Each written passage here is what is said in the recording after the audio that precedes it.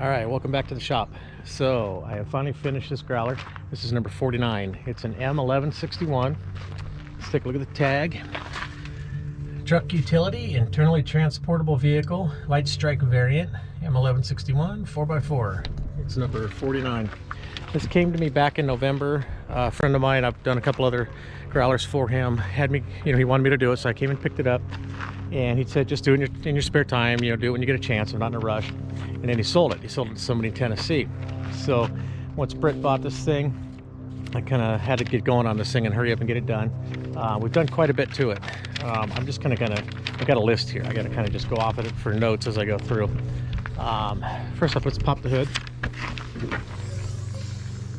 It's a pretty clean growler. It had issues, definite issues, but it's overall not bad shape.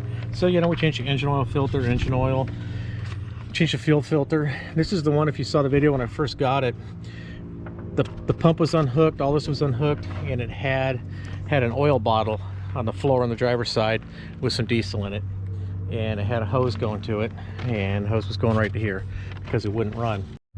Okay, and the reason it wouldn't run is because the right fuel tank was empty. And here's the control here. Well, the control switch had been unhooked. If the control switch is unhooked, the signal defaulted to the right-hand tank. So they used it at Gulf Planet or wherever. They used it on the right tank till it ran out of fuel, and they tried to switch it, and it wouldn't switch because it was unhooked. Basically, just in my troubleshooting, I pulled the dash apart, found some other stuff unhooked too, but I hooked this back up.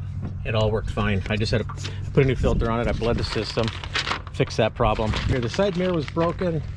These were broken off.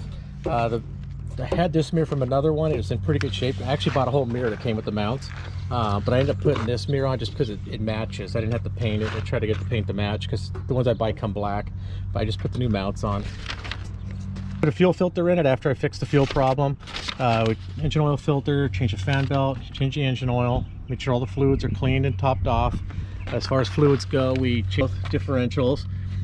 I changed the transfer case fluid. It had most of these have. Everyone I've gone into and drained them, you can see traces of water in it. This one was full to the top, and I don't think it was all water, but somehow this transmission or transfer case was full of fluid up to the top.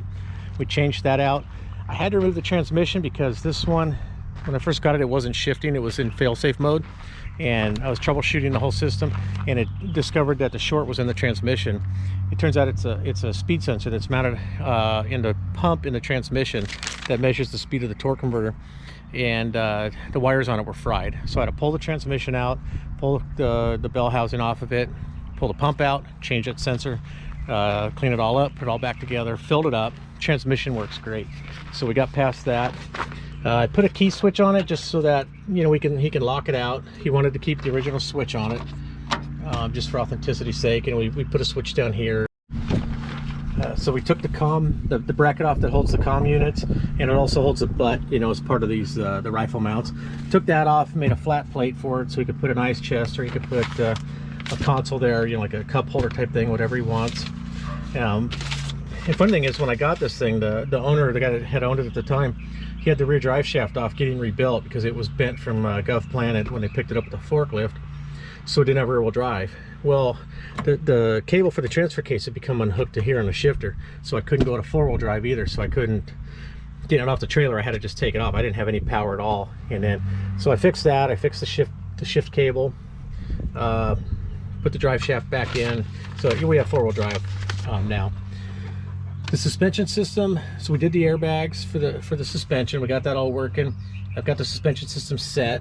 One funny thing about this one, and I still need to do this before he picks it up, but when they repainted this, so you can see right here, it was painted May 14th, or May of 2014. When they painted it, they put these lines in the wrong spot for setting your height. They even put one here on the B pillar, which one doesn't go there. There should be one on the front bumper cage, or bumper right here, and then one right here, and then this one here, I just put this with a pin. They had it marked up here, and they didn't have one in the back, and it goes there. I still need to paint those in. So we got the suspension system all working fine. I had everything done, had it ready to pick up, and I told them it's ready, it's done. And then I went to check something else, and then I noticed that the CTIS system didn't work. I don't know why I didn't notice it before. It's usually something I check, but I had it was trying to use it and it just wasn't working right. So we spent a lot of time. In fact, I've shot a video. I'm going to do a separate video on rebuilding the manifold for the CETA system that's located right down here. We took that apart, we cleaned it, we resealed it. That didn't fix the problem. We started troubleshooting and checking things, and what we found was under the tunnel right here, the two hoses go to quick connectors here, the nylon hoses, and they go up to the front, up to the wheels in the front. They were both unhooked, so all that air was just blasting out into this tunnel, and so the system wasn't working. And then the light for the parking brake wasn't working. We found under the cover here, where we put the cover, there was a broken wire there. We fixed the broken wire, and here's the switch for it. And in this here, I had to actually shim this over with some washers just to get it over in place so that it'll push down on the switch. So we got that working. We changed all 4 airbags.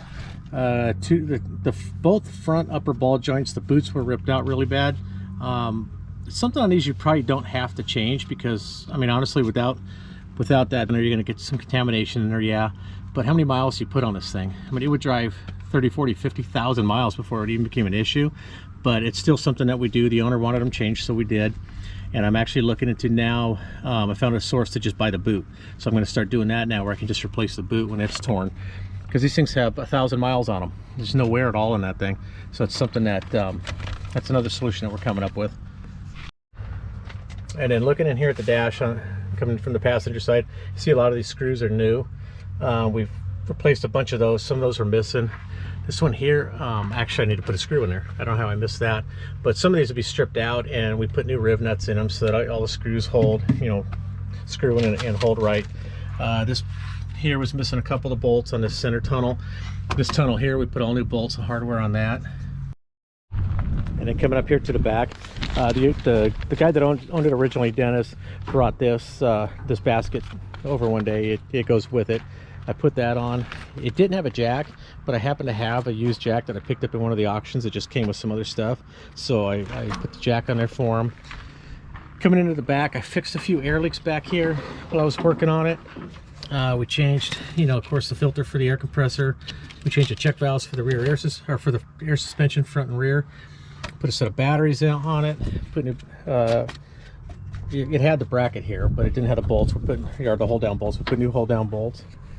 The tin work was just laying in the back, so we bolted all that back in place. It's actually off right now, but it's because I found a bad riv nut on the front cover up there, so I'm waiting for some riv nuts to come in on Monday, and then we'll put the new bolts in there. This will be all bolted down, and everything will be good on it. I put a C-pillar on it, one of the ones that I had fabricated up. It's an exact replica of the ones that came on there, minus one bracket up here on the top, and the bracket that goes to that strut, because you know, we don't need them. We don't have the 50 cal ring on here, so we don't need that on there. But anyways, put the new bracket, or I'm sorry, the new C-pillar.